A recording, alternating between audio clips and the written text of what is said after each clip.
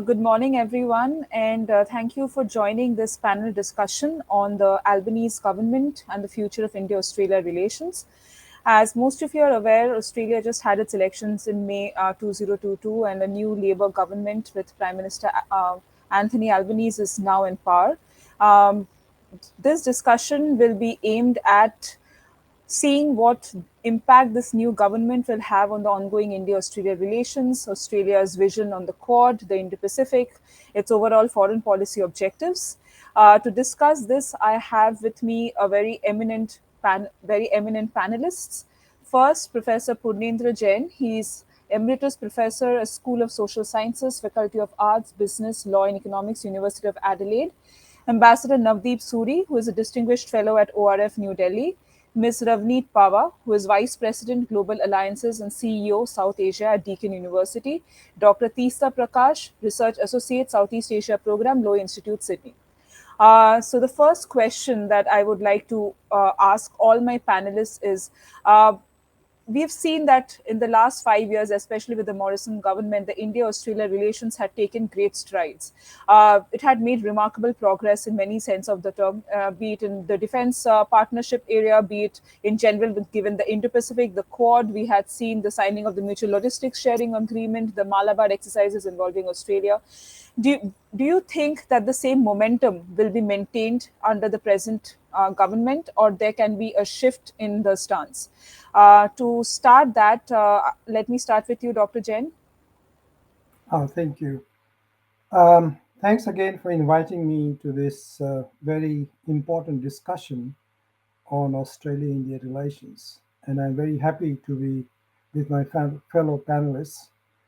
Um, Now, about this, your question that under Scott Morrison premiership, the relationship went up and up, and you're asking what might happen with the new government in office under Anthony Albanese as Prime Minister. My broad generalization would be first that Australia has followed foreign policy directions which have been very bipartisan. So both major political parties generally agree on most of the major issues confronting or challenging Australia. Whether it is about China, whether it is about the Quad, whether it is about the US relationship, and so on and so forth. So this bipartisanship is a characteristic of Australian foreign policy. But certainly, under Prime Minister Albanese, we will see certain changes. And these changes, I would think, is more about style of leadership and style, the way they will conduct foreign relations under the new Prime Minister. And one of the important factors is the foreign minister under Mr. Albanese, which is Penny Wong. Incidentally, she comes from the same city I live. She's from Adelaide. She's senator from South Australia, has been for a long time in politics, and she is a Malaysian-born Australian who has been very very active in student politics and now in national politics. And her style of dealing with foreign policy issues is a little bit different from the previous government or previous governments, I should say. So she has made it very clear that we want to have this listening first style of foreign policy. That is to go to places, listen to what the locals or local politicians, diplomats are saying, and then negotiate, react accordingly. Um, Broad foreign policy directions are going to remain, are going to be the same or similar, but we will see some changes in the style, some changes in emphasis, and India will remain front and center of Australia's foreign policy. And we can talk about later, perhaps, why India will be an important country for Australia under the new government and perhaps in the future as well.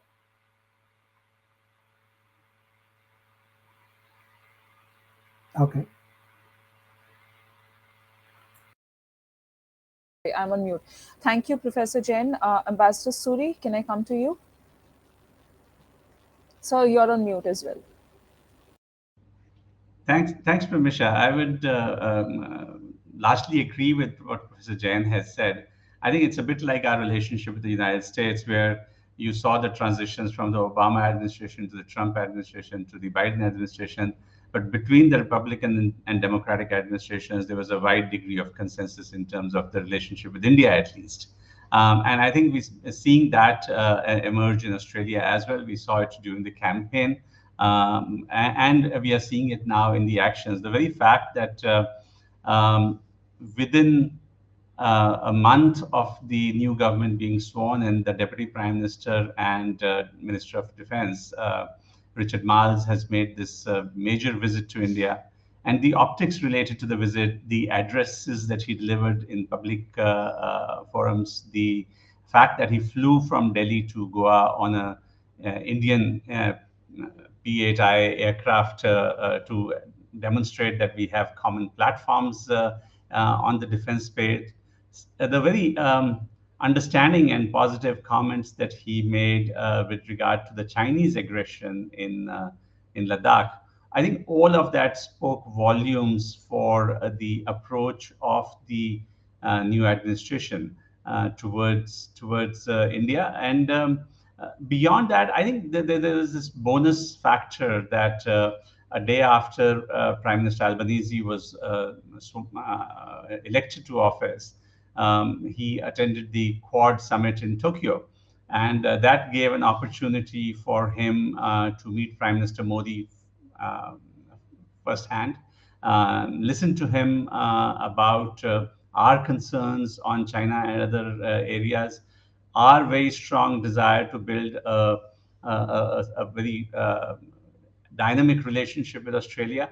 So I think there's a bit of good fortune involved in this, that the prime ministers could meet so early into Prime Minister Albanese's tenure. It doesn't always happen, but the I think the defense minister's visit has sent a very positive message about the intent of the Albanese government. And what I hear is that several other high-level visits are being planned in the coming weeks and months, and so we are going to see a very active effort on the bilateral relationship.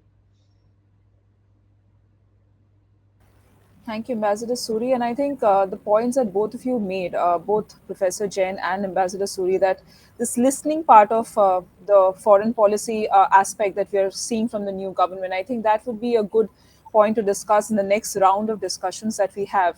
But before that, I would like to go to Ms. Pawa on your views of the, uh, the continuity or the change that you're going to see in the India-Australia relationship. Thanks very much, Pramisha. And it's a wonderful a chance to be here on the panel with my esteemed panelists, and thank you for the opportunity to do so. In my view, I think that the Australia India relationship today is at a point where it has not been better than where it is before. We are at a threshold, like in my view, to see where we go from here in its engagement. The foreign policy is very conducive to what India is looking at as well from the relationship. So I think that when you talk about the Albanese government, and in the first few days of its start, it has mentioned very clearly how important India is to the relationship. I think the push on the shared values in the region, at a time when we do see some pressure from China and other parts of the world, I think is a very important aspect where both India and Australia will come together. I think the priorities in the Quad also align, but specifically for India and Australia, to look at climate change. I think build a stronger and a more resilient Indo-Pacific region through focus on economic, cyber, energy, health, education, environment, security. I think these are all very, very important aspects, and they need to be transparent. They need to be in cohesion between the two governments. I think the Australian Prime Minister has also, really very focusedly sought to push the climate change agenda, which has been high on India's agenda.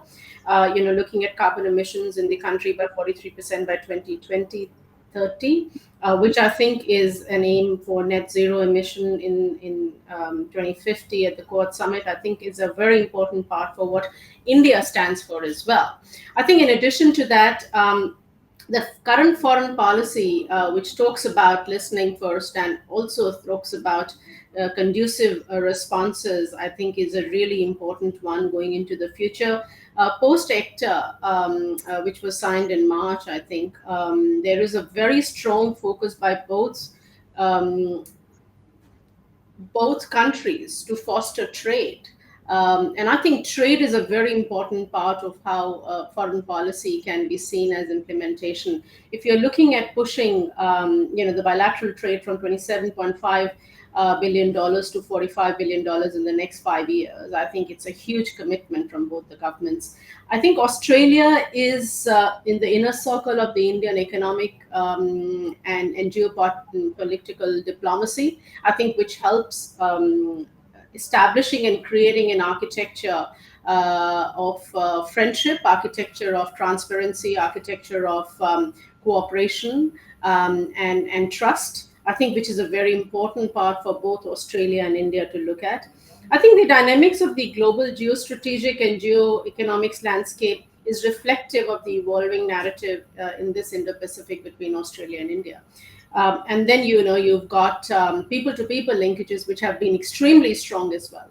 So I think all the three parts, which is the geopolitics, the soft diplomacy, the trade, are aligning very well together between the Australia-India relationship. The Australian government, the current Australian government, like Ambassador Suri mentioned, the visit of the defense minister, where there is an element of trust to be able to work on defense together, I think is first of its kind between Australia and India. So I'm absolutely enthusiastic and very, very happy to see where we are going, and I have no doubt it's only going to get better. Thank you, Ms. Pava. You brought out some very important aspects of the relationship, be it climate change, trade, economics. We just can't obviously see the bilateral relationship from the lens of geostrategy and geopolitics. It has to be much broader. And I think that is how even the Quad and other mechanisms in the Indo-Pacific in general is evolving. With that, Tista, I will come to you. I'll want you for this round at least to focus on the India-Australia relations, but I'll also prick your brains on Southeast Asia because I know about the recent visits to Indonesia and the planned visit to Vietnam in the coming months. So for now, let's talk about India-Australia first. I was going to talk about Southeast Asia, but now I will talk about Australia and India. And I definitely think that there is, agree with all three panelists that there is going to be continuity. But I think we also need to see that in a broader sense of the historical Australia-India relations, especially with the Labour government. I think the visit to the Quad Summit and the defense minister visiting and just the increased frequency of the visits also I think Australia wants to highlight, especially the new Labour government, that this is not the same Labour government that was in power in 2008. As you remember, that was the time when the Quad 1.0, as it were, sort of fell apart, and not to assign any blame to one country, Australia, India, US, or Japan, but there were structural issues such as the global financial crises that took place at the time, in which countries sort of looked inward and protecting their economic interests, as it were. So in 2022, this new Labour government is a very different one. Anthony Albanese is not a stranger to India. He has been famously backpacking across India in the 90s. He was a part of the parliamentary delegation in 2018. So there is a lot more familiarity with New Delhi and its policymakers, and also there is the key understanding of India's unilateral and issue-based coalition approach to foreign policy making that we have seen with the Australia, India, Indonesia, and the Australia, Japan, India trilaterals. So there is a lot more comfort And as Anthony Albanese, who was at the Lowy Institute in his election campaign, said that India is his top priority in engaging Australia with Asia. The second one, of course, being Indonesia. I think we'll talk about Indonesia, India, Australia when we come to the Southeast Asia part. But I think that there's definitely a strong force that's driving and that's propelling the Australia-India relations, and it will continue with the current Labour government. Thank you, Tisa. You actually brought up a very sensitive point that this is a government which is trying to mend what I will not say what wrong it did in the first tenure. I mean, because in 2007 Quad, not only for Australia but also India had its reservations. So we can't alone, like you said, put the blame on any one country for Quad 1.0 not working. But I think all the panelists had some similar views on shared vision and the shared vision. And when we and this very nicely flows into the second round of questions when we talk about the Quad 1.0.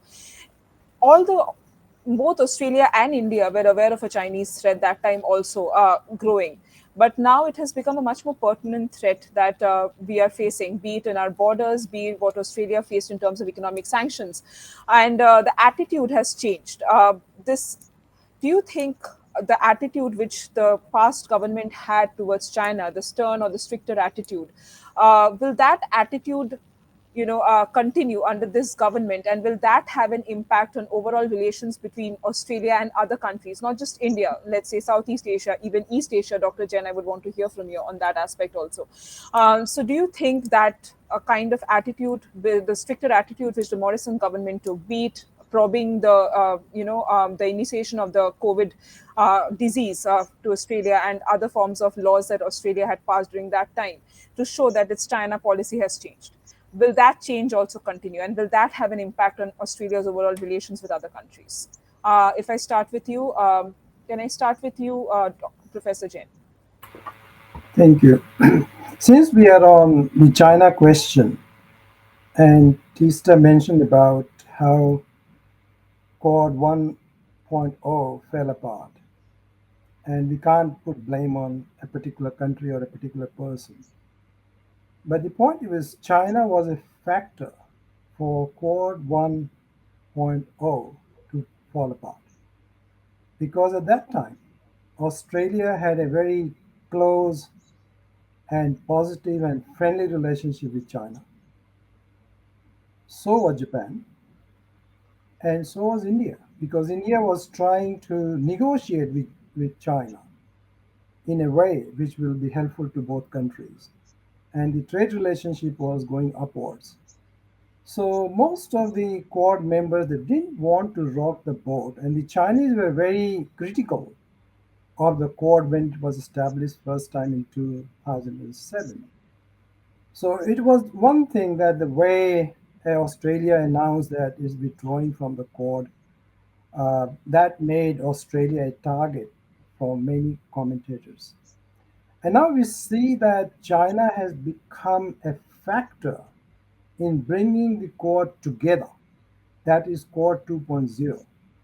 At that time, in 2007-8, most countries were trying to improve their relationship with China. They were hoping that China will become one of us, but that didn't happen. And now the Quad, new Quad, uh, if you call it that way, or Quad 2.0, is very much because US, Japan, India, and Australia, their relationship with China has deteriorated very, very fast. So that led to the formation and a strengthening of this Quad process, as we saw in the most recent Quad summit in Tokyo, where, of course, we talked about our new Prime Minister, Anthony Albanese. He met with Prime Minister Modi at that time, and, of course, other Quad leaders. So that's China is a factor in cementing the Quad very, very strongly together. We cannot forget that point. The other point which I wanted to make is about Australia's foreign policy directions. And we can see that Prime Minister Albanese made his first overseas visit bilateral. I'm not talking about quadrilateral, but bilateral to Indonesia. And his foreign minister has already made several trips to the South Pacific region. So we can see that some of the vacuum which was created by the previous governments, they are trying to undo that because the new government feels that Southeast Asia is very, very important. And of course, the South Pacific is very important. So Australia dropped the ball and now they are trying to put their act together. So this new government is all about focusing while on quad bilateral relationship with traditional partners, India, AUKUS, and all those kinds of things, and NATO. But they want to really strengthen their ties with their immediate neighbors. And the language, if you see, Penny Wong is using or Prime Minister Albanese is using, it's not about this is our backyard. They are talking about partnership and listening to those people. So that's going to a little bit. We may see a little bit different direction of Australia's foreign policy, putting more emphasis on the South Pacific nations, putting a little bit more emphasis on ASEAN, while maintaining all those ties which the previous governments had developed. Interestingly, this mentioned about this Labour government is very different from the Labour government in 2007. Yeah, sure, it is. Times change, thinking changes, and so has the Labour Party. It has evolved, and they understand what is important and where their emphasis should be. And India is, of course, one of the most critical countries for Australia. We can talk about, there are some issues where they might diverge or they have different opinions, but that doesn't really weaken the relationship. So the relationship is a higher on a higher trajectory, and it will remain that way. But we need to really discuss what are new things which this government is going to do in relation to India? Will there be a inflection point under this government as far as Australia's relations with India is concerned? So that's the thing which this government needs to think how is going to make this relationship take this on a little bit higher level than what it has been so far. I will stop there. Thank you, Professor Jain. And I think you've already set the stage for the third round of questions as to because we are all think tankers and analysts in our own capacity. So, to discuss what would be the policy recommendations which each of you feel where India and Australia can this government take, and obviously the challenges that we will see. Ambassador Suri, with you also. Let me ask you the question which also Dr. Jain has put it from the Indian lens, actually. Do you see that there would be certain challenges that might come between, with this new government and the Indian government that is in power at the moment, and also what are the areas you see the two countries cooperating much more? Because as we said that the relations is already at an all-time high. The challenge would be to show that more work there is more work in progress that is happening. So from India's lens, how do you think we can benefit from the new government in Australia?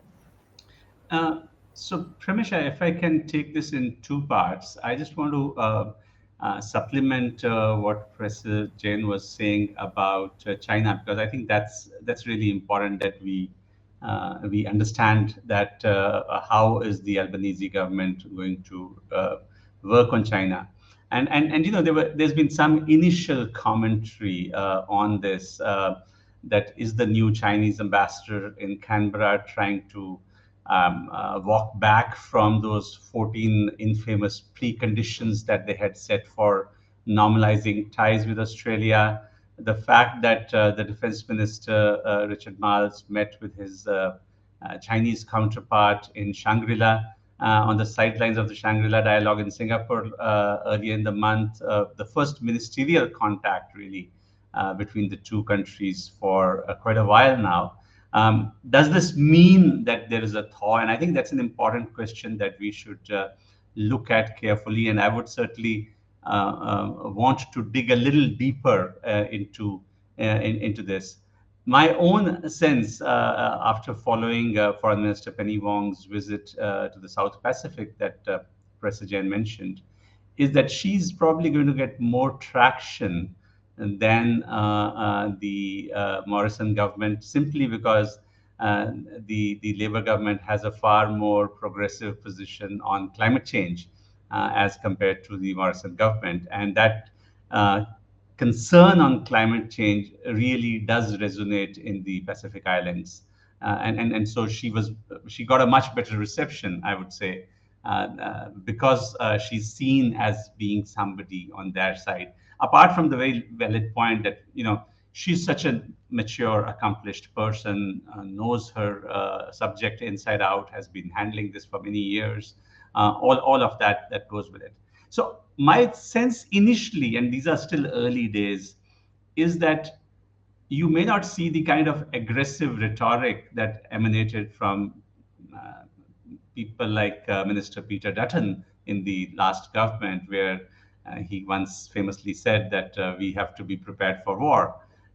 You probably see some of the dialing down on that kind of rhetoric, which I think there were people, sensible people in Australia, who felt it didn't help anyone's cause. But at the same time, what Prime Minister Albanese has said quite clearly is that China has to take the first step by rolling back the sanctions that it unilaterally imposed on several Australian products, and they have had an impact on key sections of the Australian economy. So I think it'll be interesting to see that, do you go by words which are softer or actions which are equally tough with regard to China? And given India's position, given the Quad, this is a vital consideration. Very briefly on your second point on the challenges in terms of our own relationship with Australia, I think there are areas where we should honestly give ourselves a can do better grade and push ourselves to do more. One which has been a bit of a consistent grouse of mine since the time that I was High Commissioner in Australia is that the India-Australia relationship is one of those rare cases where the government is way ahead of the private sector. The government has done reports, they've pointed out the areas of opportunity and all of that. And I think the private sector has responded far more slowly to these opportunities, even when they've been pointed in the right direction. That also applies in large measure to Australia's super funds. And I really don't understand why they don't seize the opportunity that India offers as the world's fastest growing major economy in the same manner that the Canadian pension funds, which are quite similar, have done. The Canadians have been very active, very aggressive in investing in a range of sectors in India. The Gulf investors, Abu Dhabi Investment Authority, and others are doing the same. What is holding back the Australian super funds? I think we really need to see how this can be addressed. The second area, I think, where we can do better is, and I hope that the Defence Minister's visit would have ironed out some of those things, is to really move forward far more quickly in terms of actual collaborations, whether it is on critical materials, whether it is on resilient supply chains, whether it is trying to see which are the areas in which our defense industries can work together and collaborate much more actively. So while some things have happened, definitely in terms of information sharing and the maritime area, but I think there's a lot more that we can do. And the third, I think, which is something that Ravneet is probably much better positioned than me, is to address some of the issues that Indian students have faced through the COVID crisis and not wish them away, because those unfortunately have dented Australia's wonderful image amongst the student community. Thank you, Ambassador Suri. And yes, hence because it was the soft, I won't say softer approach, but a softer tone towards China because of the sanctions part. That was the main reason that drove that question from my end, whether we would see that same attitude towards China in terms of policies and words from this from the Albanese government as well. But I think I would like to come to Ms. Pawa now. It's right. I also wanted to ask you that question with regard to COVID. There has been a huge impact on student to student exchanges. Sometimes even being a researcher, I would also try to bring this question of research collaborations also happening, research visiting fellowship programs and stuff like that. Besides that, besides the educational sector and people to people link challenges that has been brought out for the COVID for co- for COVID. Besides that, what are the other challenges you see in terms of what Ambassador Suri pointed out, the government and the private sector, when we talk about Australia collaborations, industrial collaborations? What are the challenges that you see, and what do you think new can be done by the current Albanese government to take care of these challenges? Thanks very much. That's a great question. I completely agree with what my other panelists have talked about, Mr. Jain and Ambassador Suri. In terms of where the situation with China sits, I might like to just quickly comment on that first and then move to your question about what can we do and the challenges around it. I think, my view is that this particular government, the Albanese government, is committed to a more secure and prosperous region, and is committed to that not just through words but also through actions. I think they're also aware, through the leadership, whether it's a foreign minister or the prime minister, that there is a chance for Australia, to face a deeply unstable situation if the boat does rock completely with China and in the region and beyond. So I think they're going to try and maintain a better cordial approach in the region, especially with the neighbors. And I think that that is not a bad thing, for various economies to look at. I think that looking at a push towards a more secure and prosperous Indo-Pacific also does talk about their focus on a resilient Australian economy, which will add a lot of value to, I guess, the Indian economy as well. The ECTA has been really important for the trade relationship with India. And I think what is really important to understand is that ECTA adds economic dimensions to the relationship, which have not been very serious before.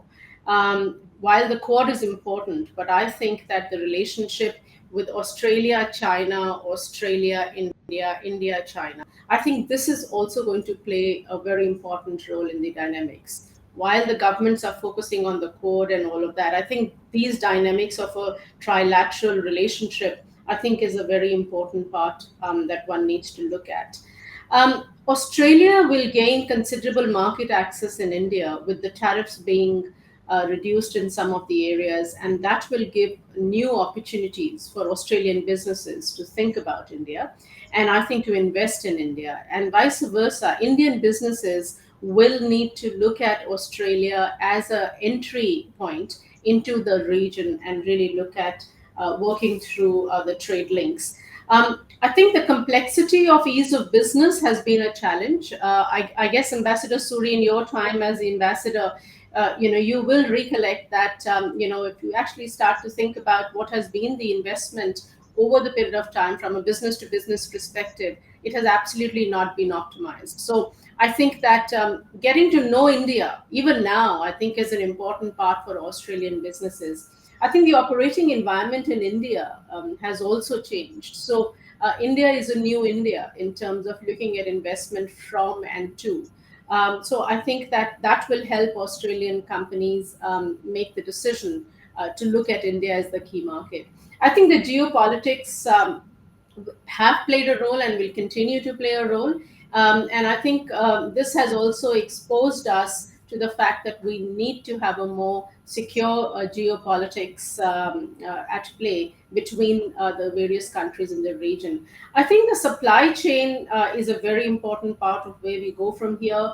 A more positive, practical, open focus on building a stronger supply chain in the region, I think is also on the cards for this Albanese government, which I think is very good for the trade between the two countries. I think stability through ECTA will also come in. Once the governments are committed, the businesses will need to come to play. And whether it is education, or it is tourism, or it is manufacturing, or it is critical technologies, there is a lot of investment that the government is talking about, even in India. Through the Center of Critical Technologies that is likely to be set up in Bangalore, through to the Australia-India Relations Institute that they're looking at setting up in Australia, which is going to be focusing on all the three dimensions of the relationship. Through the various fellowships they are looking at giving out to build a pool of students and think tankers across the two countries. I think these are all going to have a very solid base for the next 5 years to build a robust economic, geopolitical, as well as people to people linkages between the two countries. Thank you, Ms. Pawa. Tista, I will come to you. Obviously, I would want to hear your views also on the China factor that we have been discussing. And besides that, the other thing that I would want to ask you is we spoke about, everybody brought it out that that the Albanese government, they're concentrating on the immediate neighborhood. And Indonesia was the very first country of visit. And the next visit is also going to be to Vietnam. How do you see Indonesia? Because we know that Australia Indonesia relations, it has had its highs and lows. A gradual, most of the period of lows in some regards. Indonesia still has a difficult time trusting Australia for many reasons. How do you think this current government can take care of that? And what do you see will be the prospect of India, Australia, Indonesia trilateral evolving? Because I think when we were working, and even I worked with your former colleague Ben Bland on the very first version of the trilateral, the main challenge we faced for this trilateral to take off was from the Indonesian end. We had the hardest time convincing them that this is this is an initiative which goes much beyond just containing the rise of China. It is much more than that. So what do you think is the future? How do you think will this current government take this trilateral seriously? How will they deal with the trust issues with Indonesia? And also your views on China. Thanks. That's a very loaded question, Pramesha, but I will try my best to answer that. So I hope that there is appetite for both good news and bad in my answer. Let's start with talking about what we've just been talking about, India fitting into this regional sort of economic linkages and trade linkages, because that is what I see as the number one sort of speed bump, as if I want to call it that, in terms of Australia-India relations. Now, if we look at CPTPP, if we look at RCEP, India is not a part of that. And that considerably slows down the quickening of how this part of the Indo-Pacific is securing its trade and its sort of economic linkages. So that is one sort of big sort of fallback for India. Now, it's not all bad news. The new Indo-Pacific economic framework that's just been announced in the ASEAN summit, it brings some good news and brings some very, economic relief to us, because although Laos and Cambodia are not in it, it is a very sort of shaping the regional economic architecture, bringing India and Australia within the region. There is some strong cautious optimism is what I would call it, in terms of securing your India-Australia economic ties, because what we've seen so far is that India's security and defense relations with Australia quickening up, but the economic relations are not catching up to it. And of course, the answer to that is China. That China is the what is paced up the Quad 2.0, and it leaves to be answered that how long can this relationship sustain without the economic sort of part, the trade sort of part, catch up? Now, ECTA has been signed, and that's largely a confidence building measure when you look at what impact it has on the Australia-India trade relations. But there are sort of, there are key industries like the dairy industry, things like chickpeas, legumes that cannot have a full-fledged FTA. So what we are looking at is an FTA versus a bilateral investment. investments, and there is a massive sort of gap within that. So, I mean, to answer your question on China, yes, it has helped the defense and the security relations of the two countries. However, it hasn't moved the economic needle too far to the right. So we need to continuously work on that. And oftentimes I hear India being called the boulevard of broken dreams for Australia in terms of, the economic relations, and how they've been concerned. And largely there's all these arguments about how Australia and India do not have complementary sort of economies, given the large sort of agricultural setup for both the countries. But I think there's a lot more room now for complementarity when I think Ambassador Suri mentioned the critical minerals, and we have a lot of relations with people to people contact and students, and there is a lot more scope to cooperate. And while India is not a part of CPTPP and RCEP, the new IPEF brings in a lot more hope and a lot more optimism that the economics can match the security and the defense sort of upticks. But really, it goes to show that the future of Australia-India relations lies in how well they can shape the whole of sort of the Indo-Pacific economic architecture, and not just the bilateral sort of security and defense. And how we do that is a big policy ask. Thank you, Tista. Professor Jain, you spoke about the visits to South Pacific and the immediate neighborhood. Um, South Pacific is obviously not in close proximity to India, but in many cases, India also has, India, through its Act East, its focus also extends to the South Pacific. It has policies like the FIPIC, which is a forum for South Pacific countries. Do you think that in South Pacific, especially in areas of climate change, disaster resilience, India has a initiative called Coalition for Disaster Resilient Infrastructure, for example. Uh, Given that Australia is growingly focusing on the South Pacific, we have also seen a very recent partnership come up, the Blue Pacific Partnership, uh, comprising Australia, New Zealand, UK, USA. If a country like UK, do you think there are possibilities for, say, India joining this partnership, or where Australia would also be looking at working with India in terms of climate change and in other initiatives in the South Pacific? Is there a place for India to also work with Australia in the immediate neighborhood?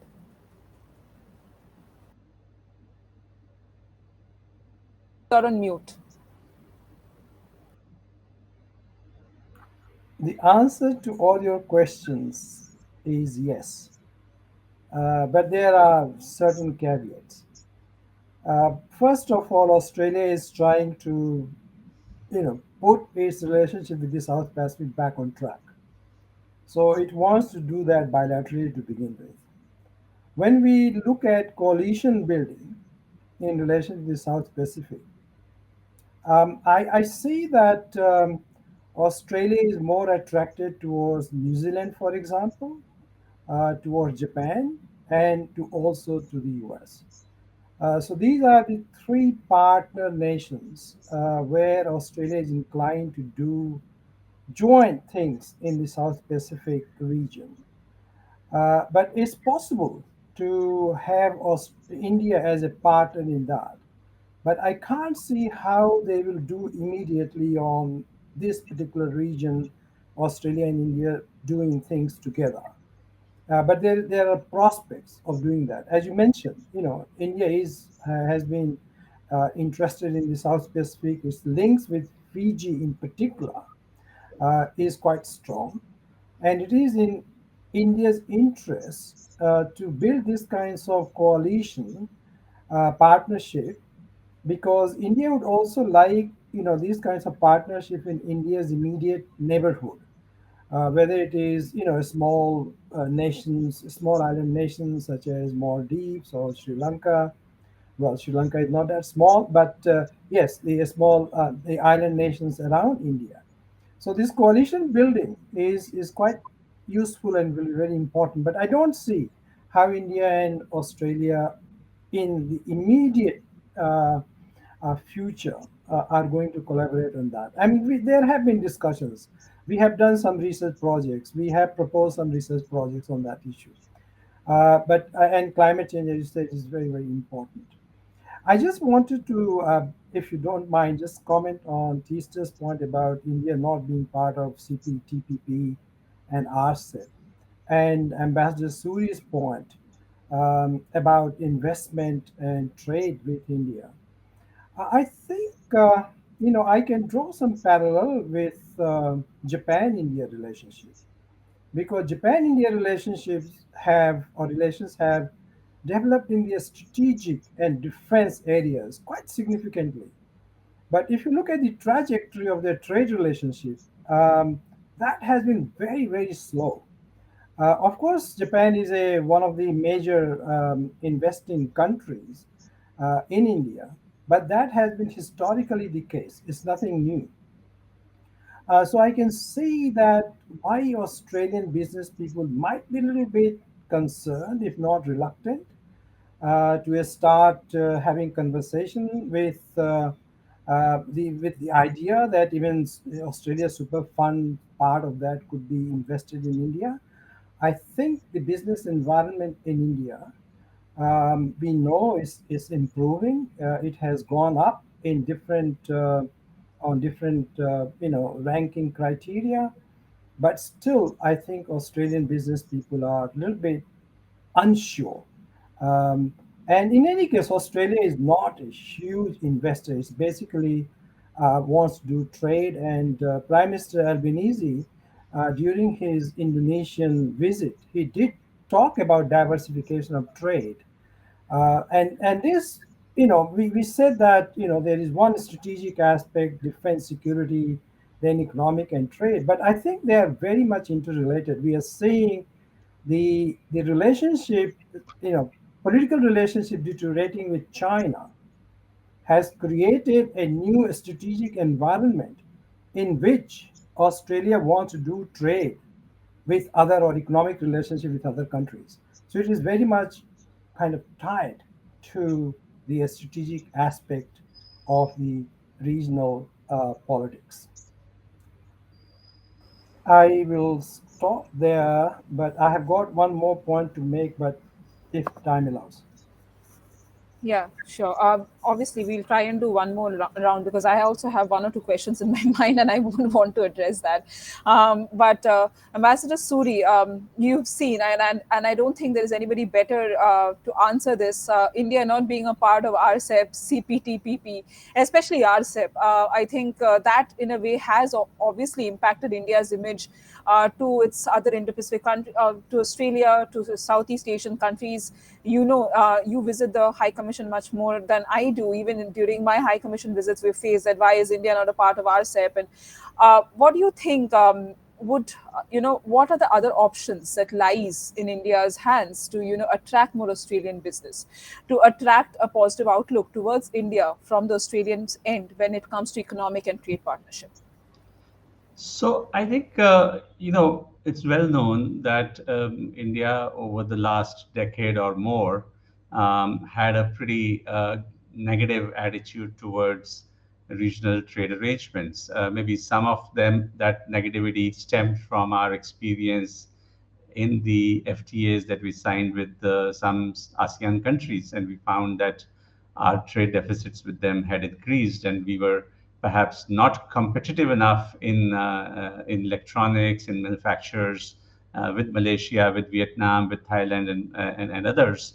And I think that experience of that particular decade since we did those FTAs impacted the Indian mindset, and there was a feeling in influential quarters in government that perhaps we are not yet ready to plunge into the rough and tumble of a regional arrangement, and we need to be much more careful, much more selective in who we get into bed with.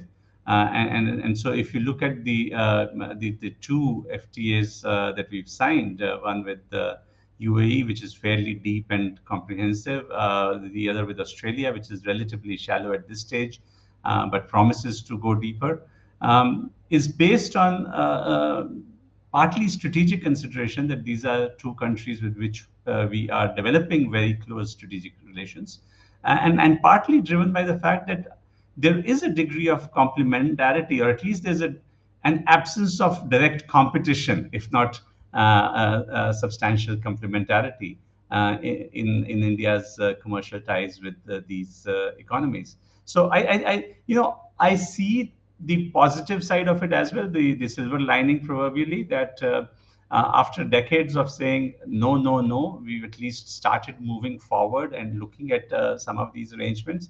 And I think that trend hopefully should continue as we go back with a more positive experience of these trade agreements.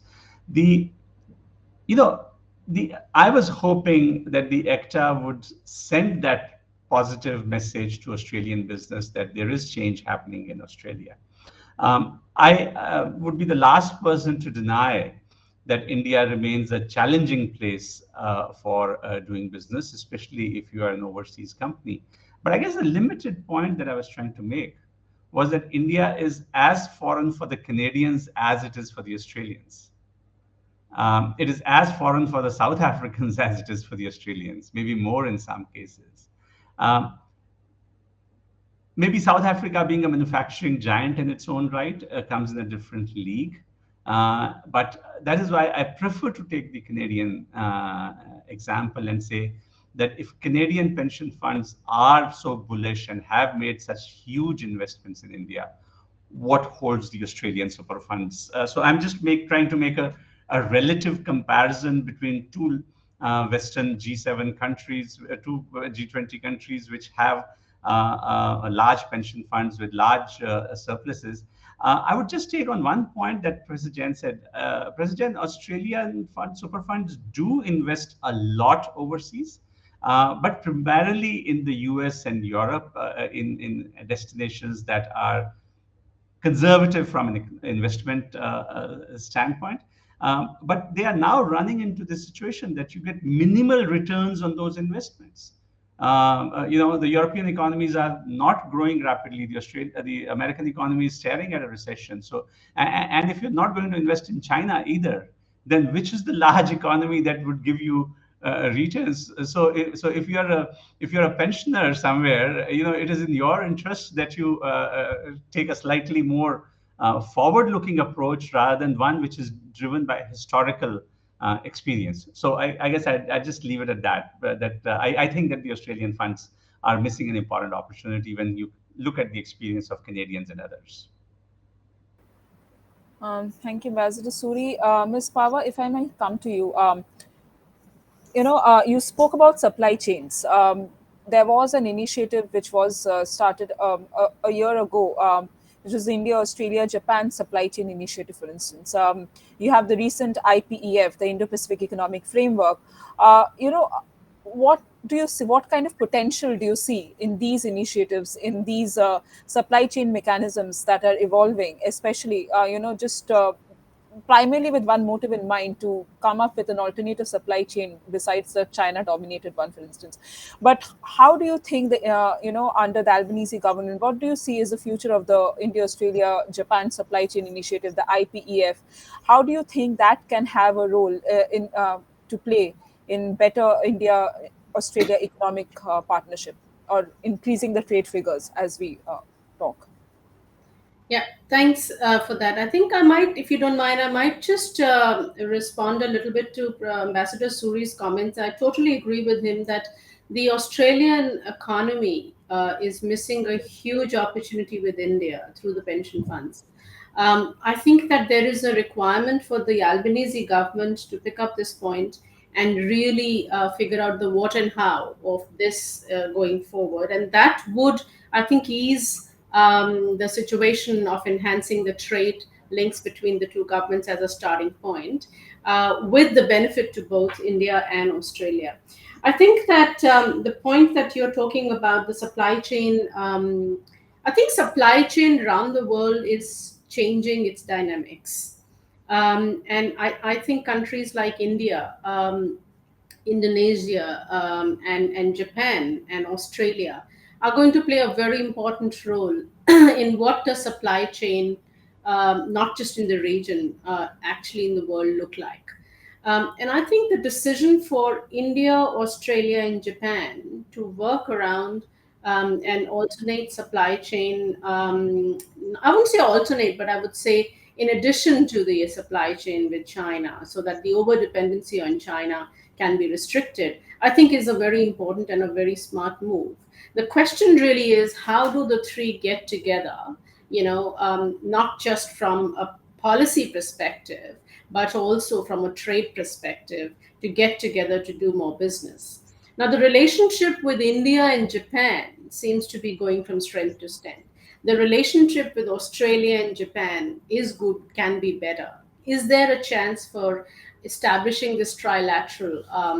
And I actually think that while we are talking about the various geopolitics around the Quad or other aspects, there is going to be a lot of trilateral partnerships that are going to be established. So you've got Indonesia in the mix, with Australia, New Zealand, and then you have Australia, India, Japan in the mix, and then you've got the Quad. I think there has to be a robust supply chain between the trilaterals, which will, in its own self, then provide more stability and security to the world supply chain.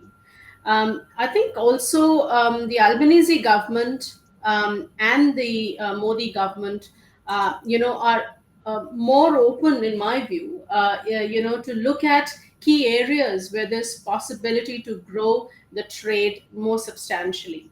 Whether it is, in the defense technologies. I mean, India. If you look at India in the last 2 years, how India has changed its supply chain and how India has changed its base as an attractor, to foreign investment. Whether it is we are talking textiles, or we are talking defense technologies, or we are talking manufacturing or critical minerals or agri.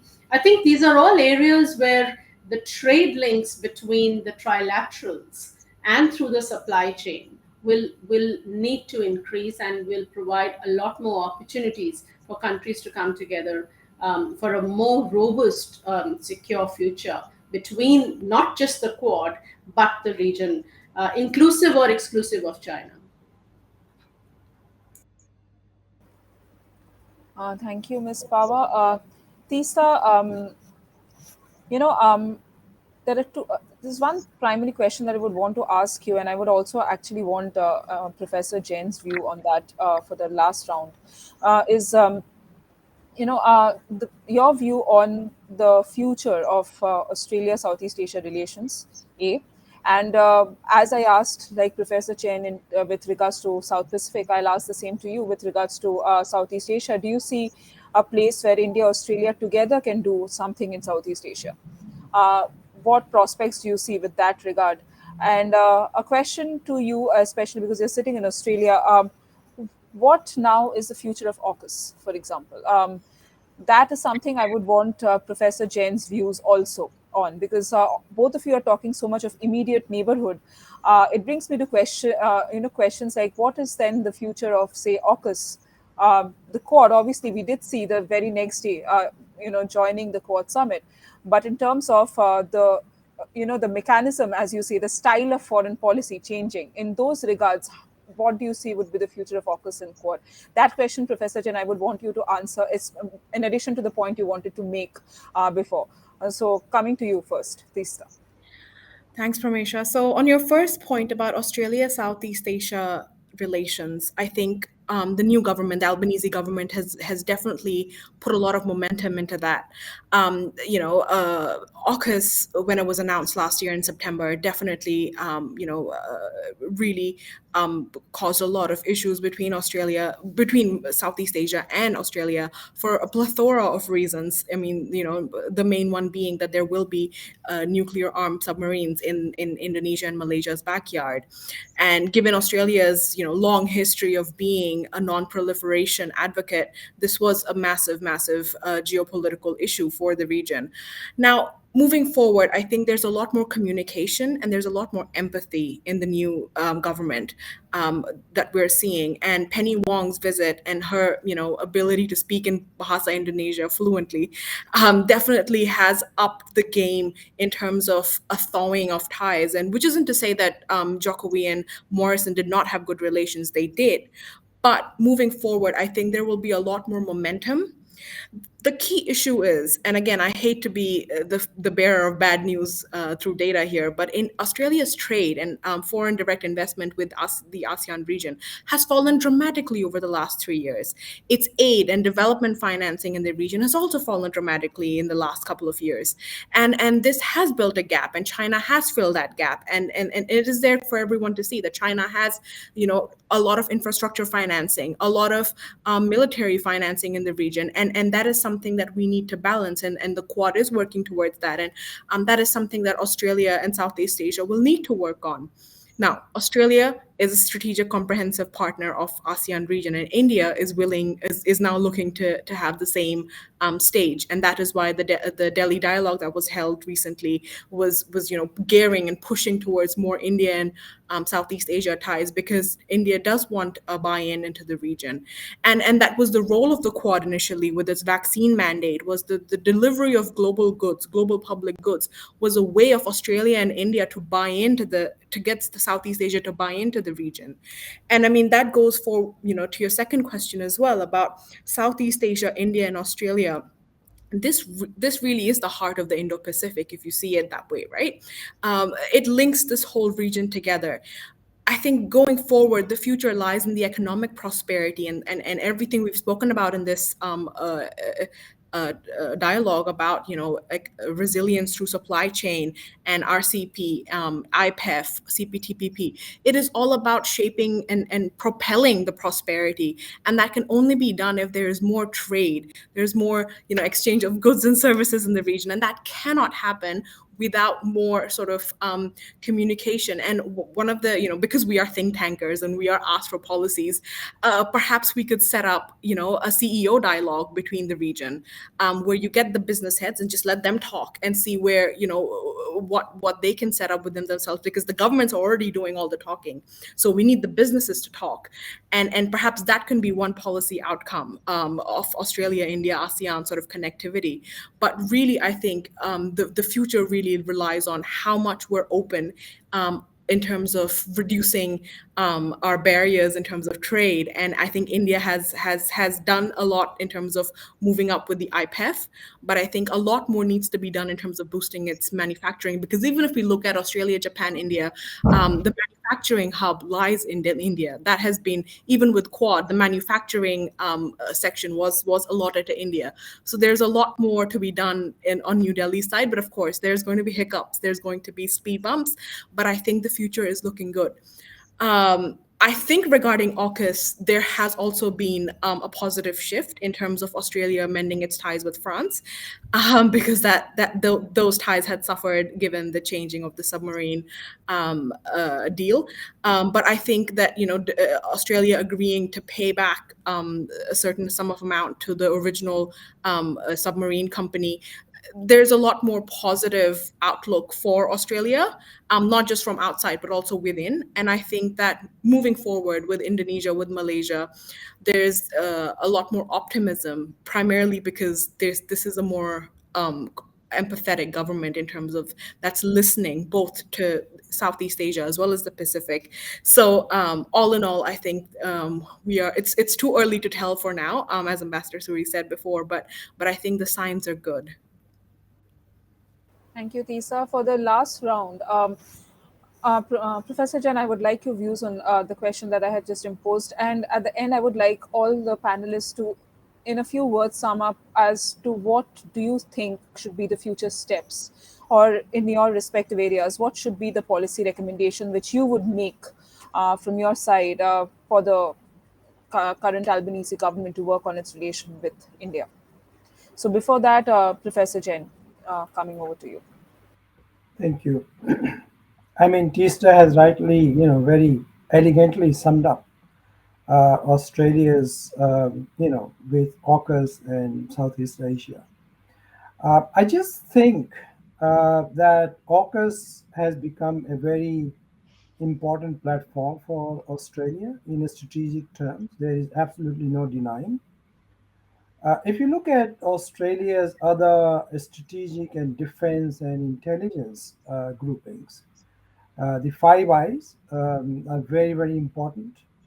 Also for Australia, if you see the current NATO summit being held, there are four AP, they call it AP4. So at this summit, we see Japan, South Korea, New Zealand, and Australia taking part. And one of the major issues is Russia's intervention or military intervention in Ukraine. And on that point, India differs from the US, from NATO nations, from Australia, from Japan. So that's a kind of dissonance between India and the rest of the West and other Asian countries who are on similar pages of many other things. So I see a little bit of there is a bit of a stress in the relationship. No leaders talk about it, but I think there is a bit of a stress there. How they are going to resolve that is I don't know. And on the question of policy recommendation, I am an academic. I try to analyze things rather than put forward policy recommendations. But since you have asked, one of the things which is quite striking and we should take note is that Australia has released its latest census figures. It came out yesterday. This is 2021 census conducted after 5 years since 2016. In this census, we see that close to 1 million migrants came to Australia between 2016 and 2021. And out of that 1 million, there are 220,000 Indian migrants who came during that period. And remember that 2021, there was not much migration happening, not much movement happening. So in 3.5 years, India's population has multiplied several times. Now it's close to 800,000 here. And I think this Indian diaspora is a huge resource for India-Australia relations.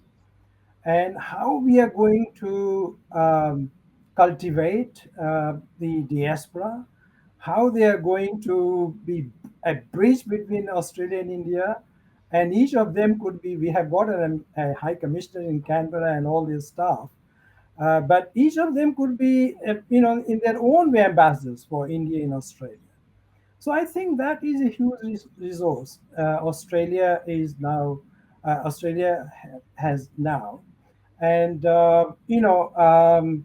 Ronit is in a much better place to talk about students and Indian students in particular.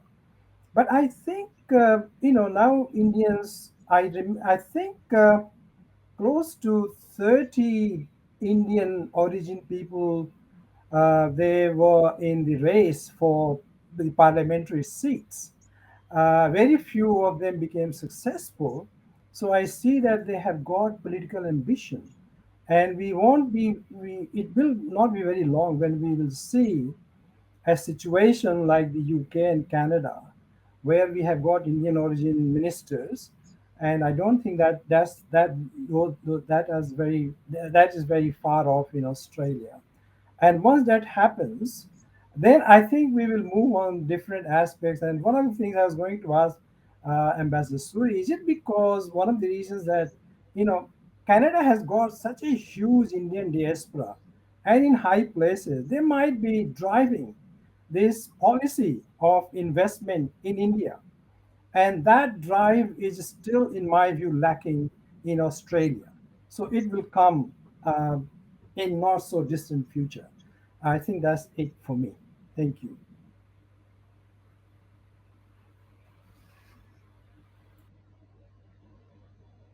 Ambassador Suri, your Yeah. closing remarks. Well, just three quick points. One, on the dissonance because of Russia, Ukraine that Christian mentioned. Um, yes, we have taken a very clear position that we are not taking sides of the US or Russia. We're taking our own side and we will be governed by our interest. And the fact is that despite the fairly clear position that we have taken, and not only taken but articulated on multiple occasions, um, we were well received at the Quad, and we were well received at the G7 2 days back. And those visuals that have come out of those unilaterals speak for themselves. On the hypothesis that the Indian diaspora in Canada could have driven some of the pension fund investments, that's true for at least one major company, which is Fairfax, and Prem Vatsa indeed has played a major role in making some significant investments from there. But Indian bankers dominate Wall Street, they dominate the city, they dominate the Dubai. There is a decent sprinkling in Sydney itself, and even in Melbourne. So I don't think there's lack of that. My feeling is that Australian business, and maybe forgive me for being blunt about it, has been lazy in terms of exploring, or risk averse in terms of exploring new opportunities, because for an entire decade and a half or more, China was the big easy market to take. And so if you could make your money and sell your products, be it meat or wine or whatever, or even investments into China, then you don't need to work hard. And India does make you work hard. There is no question, but you get rewarded in the long term, and that also is a fact. So on Pramisha, your point on the one thing that I think from a policy point of view, is to bridge the lag between government and private sector in terms of the bilateral relationship. And for that, I would say that maybe the Finance Minister of India should take a very strong team to Sydney and Melbourne for a carefully curated visit to engage with all of the major super funds in these two cities. We did do this in March of 2016 when we got Finance Minister Arun Jaitley, but I think it was still early days. A lot has happened in the last 6 years, which gives a more positive outlook to the environment today than was the case in 2016. And I think business organizations like FICCI and CII need to do the same. Tista's point about CEOs getting together, again, not CEOs just going for a junket and meeting and coming back, but carefully curated visits where somebody has done the homework and done an initial, at least, matchmaking exercise to identify areas of convergence between partners. And I think both the high commissions, organizations like Austrade, can play a major role in this. Thank you. Thank you. Ms. Pava? I couldn't agree more with what Ambassador Suri has said. I completely echo his thoughts. I think India also needs to be more strategically engaged with Australia. And when Australia invests in India, large investments, whether it's a super funds or India will take Australia seriously. I think the problem that we have had is, while we have talked about the possibilities and the growth, but the real engagement between Australia, India, and the serious engagement has not seen light of day because of lack of interest, lack of awareness, and because of the easily available China market for Australia. So I think when Australia takes India seriously and starts thinking about real business investment and outcomes, there will be more seriousness from Indian businesses into Australia. I think the government has done its bit. Like I'm completely on the page that the governments have played their role with ECTA. Of course, it's a smaller version. It's a pre-harvest. We need a full agreement. Key areas have not been addressed, but it is a starting point. And I think that does lay the law of the land to say that now businesses have to come forward and really take on the pledge in making sure that the business happens. Australia has invested in I guess, India's growth for the future, and it will create opportunities for Australia today and tomorrow. And I think Australia is aware of that. So Australia does take India seriously, but there needs to be a more one-on-one, like I said, businesses to make it happen. I mean, with the hat that I wear for the Australia-India Business Council as the president of Victoria, I can tell you that there has been serious discussions in the last few months between businesses than what it has been before. So the government has provided a platform. Now the businesses will need to step into it and make it happen. I think the more important thing from my perspective is, the Australia's geopolitics, the economic situation does mark the convergence of interest between the two nations very clearly in some of the key areas. I mean, like education, which is where I come from, the education area, it's got huge potential to see what can happen. It's not just about Indian students coming to study in Australia. I think that's just one part of the engagement. Now, with NEP opening up for Australian institutions to set up collaborations, set up campuses in India, top universities to work with Indian partners, whether it is around internationalization, whether it is around curriculum settlement, whether it is around the framework. Look at the amazing framework of the skilling sector that Australia has. We need to contribute to India's skilling sector. And I think there's a huge scope for two countries to work together in that whole stream. Students going to Australia is, to me, in my mind, only one very small part of the engagement. Then you've got the regional security, energy, resources, critical minerals, trade, and investment in these areas, which is going to define the future. We can't change the world tomorrow. We can't change the world in one day. But I think we are on a path. I mean, if you look at what happened in June 2020 through the Comprehensive Strategic Partnership announcement, then in April we had the ECTA signed. So we've really progressed quite significantly in the last 2 years than what we have previously. And I think that the Albanese government is very, very well positioned to take on from here. So they're not starting out afresh. They are taking on a very strong path of the relationship that has been carved out. And I think the intergovernmental relationship is absolutely crucial. And I think the soft diplomacy, the cultural diplomacy, the diaspora, all of these play a very important part. And I have a strong sense that the next 2 years are going to look very different for the Australia-India relationship. Thank you. Tisa, we are really out of time, so just maybe in 2 minutes, if you can just say your last comments.